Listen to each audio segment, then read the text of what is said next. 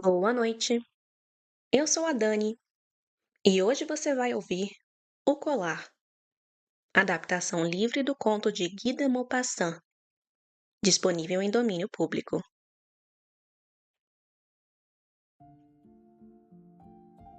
Ela era uma dessas jovens belas e encantadoras que parecem ter nascido por um capricho cruel do destino em uma família de empregados. Não possuía dote, nem perspectivas, nenhum meio de ser notada, compreendida, amada ou desposada por um homem rico e distinto. E acabou se casando com um simples escriturário do Ministério da Instrução Pública. Incapaz de se entregar ao luxo, levou uma vida modesta, mas infeliz como alguém deslocada do próprio lugar no mundo. Porque as mulheres não têm casta nem raça. A beleza, a graça e o encanto fazem nelas as vezes de nascimento e linhagem. A delicadeza natural, o instinto de elegância, a flexibilidade do espírito são sua única hierarquia e tornam as filhas do povo iguais às maiores damas. Ela sofria sem cessar, sentindo-se feita para todas as delicadezas e todos os luxos.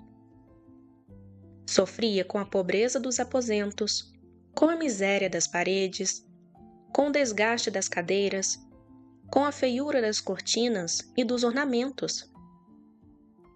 Todas essas coisas, que a outra mulher de sua condição mal notaria, a torturavam e a enchiam de revolta. A simples visão da pequena criada bretã que servia em seu lar humilde despertava nela lamentos profundos e sonhos desatinados. Imaginava antecâmeras silenciosas, forradas de tapeçarias orientais, iluminadas por altos candelabros de bronze, guardadas por dois grandes criados de calções curtos, adormecidos em largas poltronas, entorpecidos pelo calor pesado da lareira. Imaginava grandes salões revestidos de seda antiga, móveis preciosos sustentando bibelôs inestimáveis, e pequenos salões íntimos e galantes, perfumados, onde se tomava o chá das 5 com amigos escolhidos. Homens conhecidos, procurados, cuja atenção todas as mulheres invejam e desejam. Quando se sentava à mesa redonda, coberta com uma toalha usada havia dias, diante do marido que destampava a panela com ar satisfeito e exclamava: "Ah, que cozido delicioso! Não conheço nada melhor do que isso." Ela imaginava jantares refinados, pratarias cintilantes, tapeçarias cobrindo as paredes com figuras antigas e pássaros exóticos perdidos em florestas de fantasia.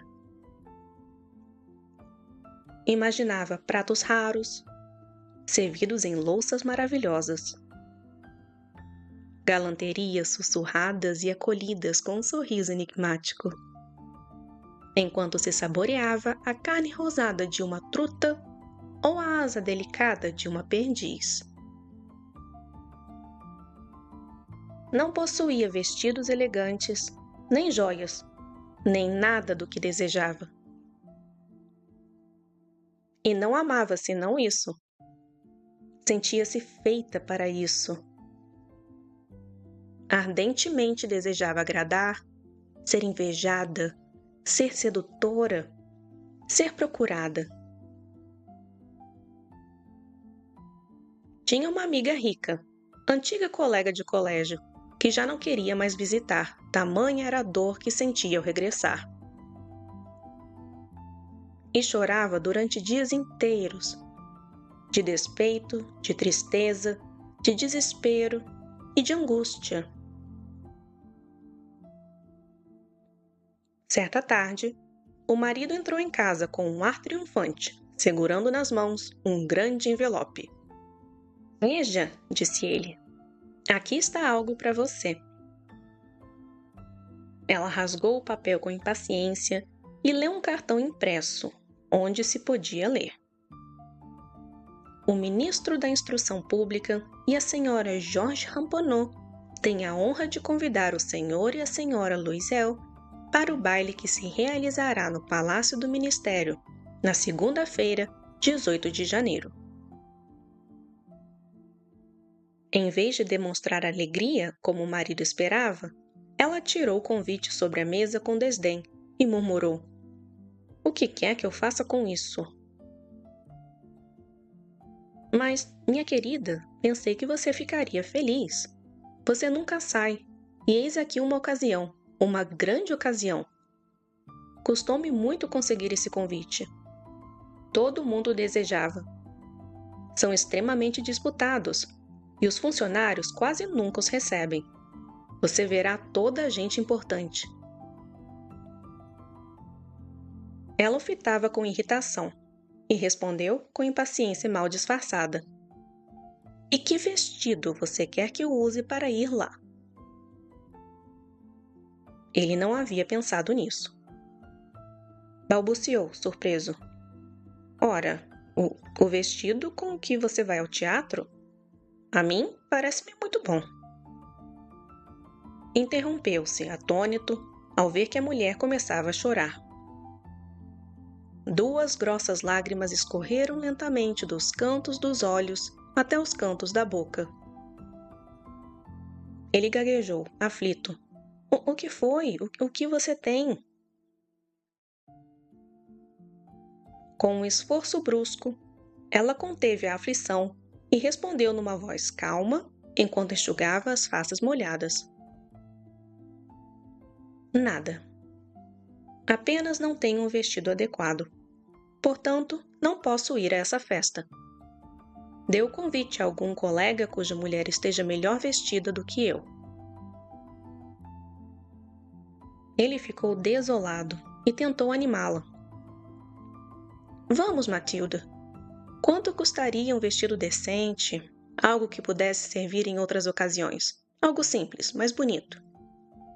Ela refletiu por alguns instantes, fazendo cálculos, avaliando também qual quantia poderia pedir sem provocar uma recusa imediata ou uma exclamação de espanto daquele funcionário econômico.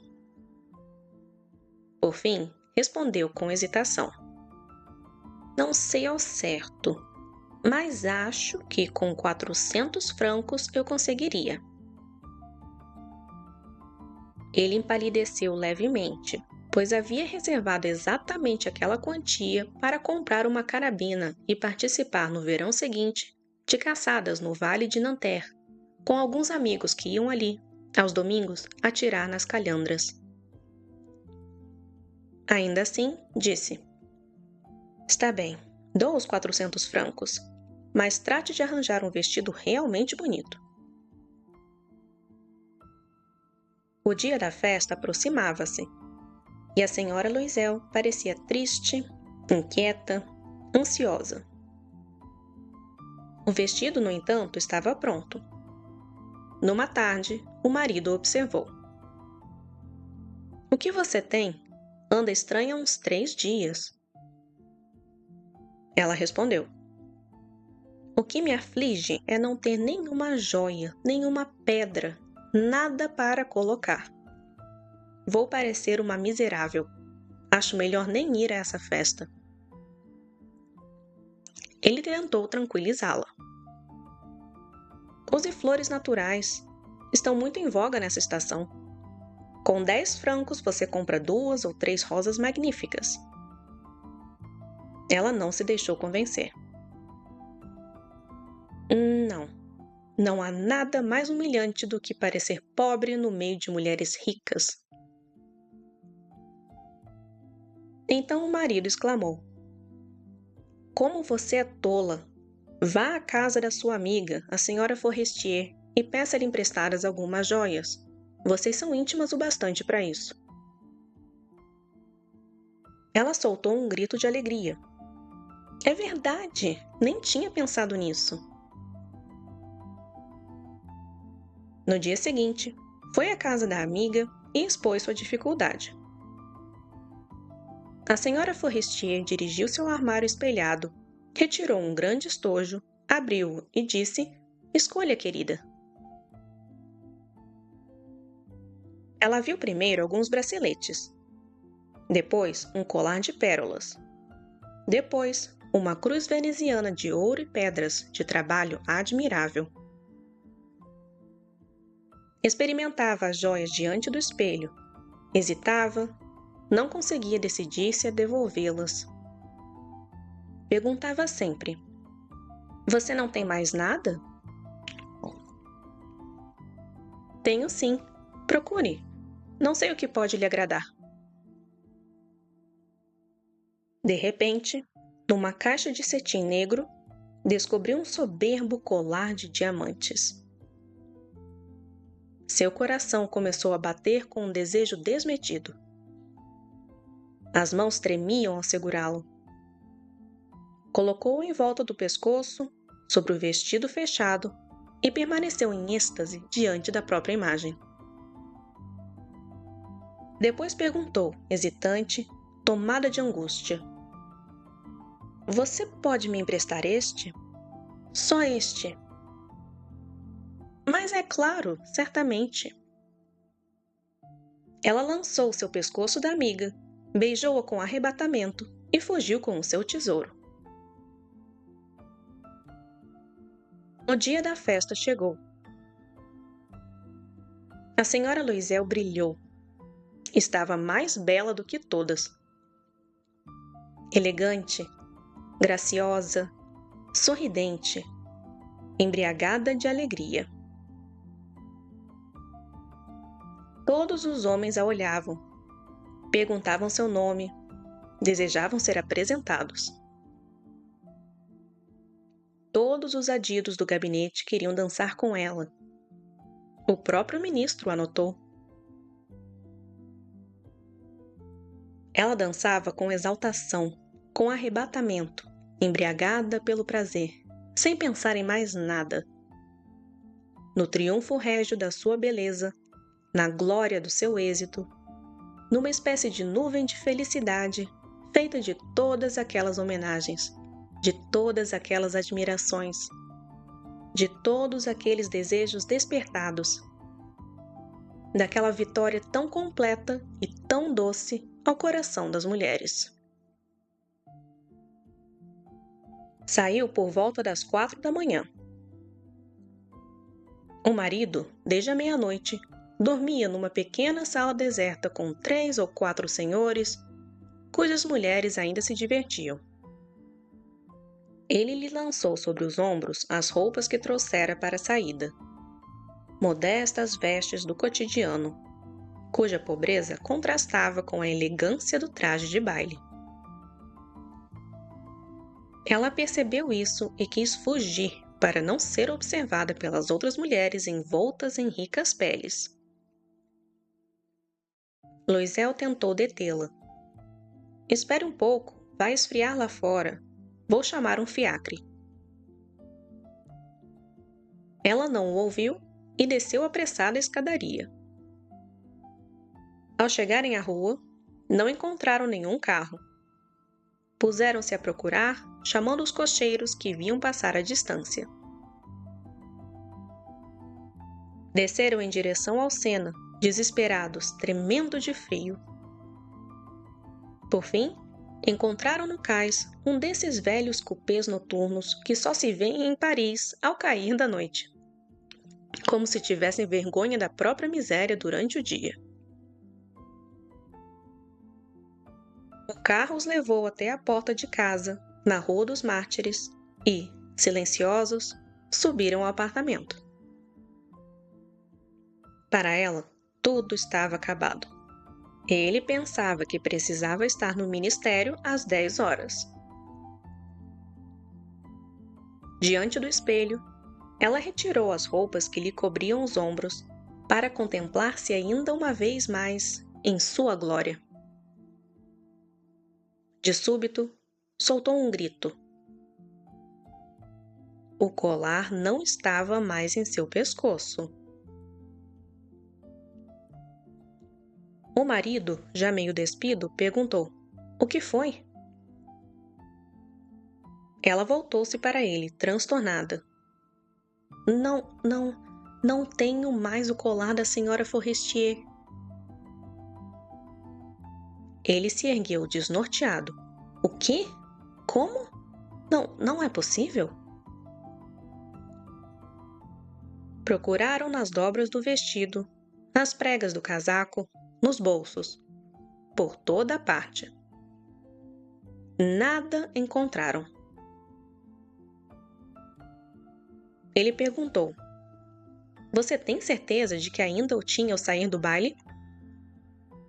"Sim, toquei nele no vestíbulo do ministério." "Mas se o tivesse perdido na rua, nós o ouviríamos cair. Deve estar no fiacre." "Sim, é provável." "Você anotou o número?" "Não. E você reparou?" "Não." Aterrados, olharam-se em silêncio. Por fim, Loisel voltou a vestir-se. "Vou", disse ele, "refazer todo o trajeto que fizemos a pé para ver se o encontro." E saiu. Ela ficou ali, ainda com um traje de baile, sem forças para deitar-se, caída numa cadeira, sem coragem, sem pensamento. O marido voltou às 7 da manhã. Não encontrara nada. Foi à chefatura de polícia, aos jornais, prometeu recompensas, percorreu pequenas companhias de transporte. Enfim, foi a toda parte onde uma suspeita de esperança o levasse. Ela esperou o dia inteiro no mesmo estado de terror diante daquele desastre medonho. À noite, Loisel voltou com o rosto abatido e pálido. Não descobrira nada. "É preciso", disse ele, "escrever à sua amiga. Diga que o fecho do colar se quebrou e que você o mandou consertar. Isso nos dará tempo." Ela escreveu sob seu ditado. Ao fim de uma semana, haviam perdido toda a esperança. E Loisel, envelhecido 5 anos, declarou: "É preciso substituir o colar." No dia seguinte, levaram o estojo em que ele viera e foram ao joalheiro, cujo nome estava inscrito no interior. Ele consultou seus livros. "Não fui eu quem vendeu esse colar, senhora. Devo ter fornecido apenas o estojo." Percorreram então joalherias, procurando um colar igual, vasculhando a memória, ambos doentes de angústia e de dor. Encontraram, por fim, numa loja do Palais Royal, um colar que lhes pareceu idêntico ao que buscavam. Custava 40.000 francos. Poderiam tê-los por 36.000. Pediram ao joalheiro que não o vendesse antes de 3 dias. Ficou combinado que o devolveriam por 34.000 francos, caso o primeiro fosse encontrado antes do fim de fevereiro. Loisel possuía 18.000 francos herdados do pai. Tomaria emprestado o restante. E assim fez. Pediu 1.000 francos a um, 500 a outro, 100 aqui, 50 ali. Assinou letras, contraiu compromissos ruinosos, lidou com agiotas e com toda espécie de emprestadores. Comprometeu todo o futuro, arriscou a própria assinatura sem saber se poderia honrá-la, e, apavorado com as angústias do vir, com a miséria que se avizinhava, com a perspectiva das privações físicas e das torturas morais, foi buscar o novo colar, depositando sobre o balcão do negociante 36.000 francos. Quando a senhora Loisel devolveu o colar à senhora Forestier, esta lhe disse num tom seco e irritado: "Você devia tê-lo trazido mais cedo. Eu poderia ter precisado dele." Ela não abriu o estojo. Era isso que mais temia a amiga. Se percebesse a substituição, o que pensaria? O que diria? Não a tomaria por uma ladra? A senhora Loisel conheceu então a vida horrível da necessidade. Aceitou o destino e o fez rapidamente, quase com heroísmo. Era preciso pagar aquela dívida terrível, e ela pagaria. Despediu a criada, mudaram de aposentos, alugaram uma casa pequena. Conheceu os trabalhos rudes do lar, as exigências odiosas da cozinha. Lavou pratos, gastando as unhas antes rosadas na gordura das louças e no fundo das panelas de ferro. Ensaboou a roupa suja, camisas e panos de cozinha, que estendia para secar numa corda. Todas as manhãs, levava o lixo à rua e subia a água, parando a cada andar para recuperar o fôlego. Vestida como uma mulher do povo, ia ao quitandeiro, ao vendeiro, ao padeiro, a cesta debaixo do braço, regateando, ouvindo insultos, defendendo centavo por centavo o seu dinheiro miserável. Era preciso resgatar letras todos os meses, renovar umas, ganhar tempo com outras. O marido trabalhava à tarde, ajustando as contas de um comerciante.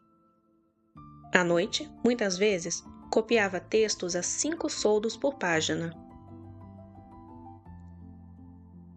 E essa vida durou 10 anos.